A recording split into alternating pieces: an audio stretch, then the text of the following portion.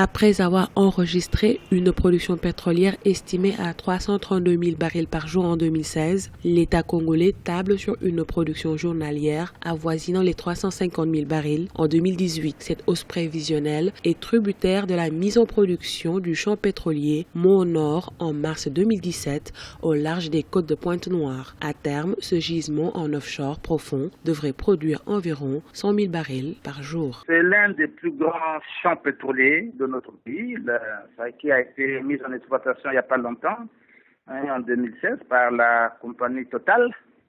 Et c'est grâce à ce nouveau gisement que la production pétrolière va passer de 282 000 en 2017 à 350 000 barils jour en 2018. Ce nouveau champ a été comme un facteur qui est venu atténuer l'impact négatif de la baisse du prix du pétrole sur le marché mondial.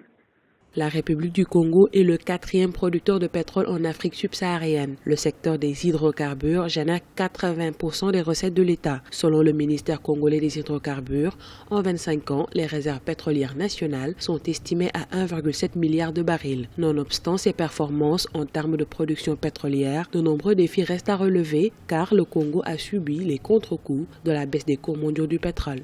En janvier 2017, le prix a connu une augmentation, ce qui permet au gouvernement de pouvoir engranger des recettes. Mais ces recettes restent en deçà, évidemment, de la période que nous avons connue, la période faste des années 2008, 2009, 2010, jusqu'à 2014, où le prix était à près de $100 le baril.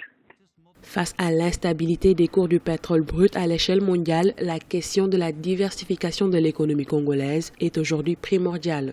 Selon de nombreux experts, cela va combler le déficit budgétaire et relancer l'économie du Congo, portée depuis plusieurs années par le secteur des hydrocarbures.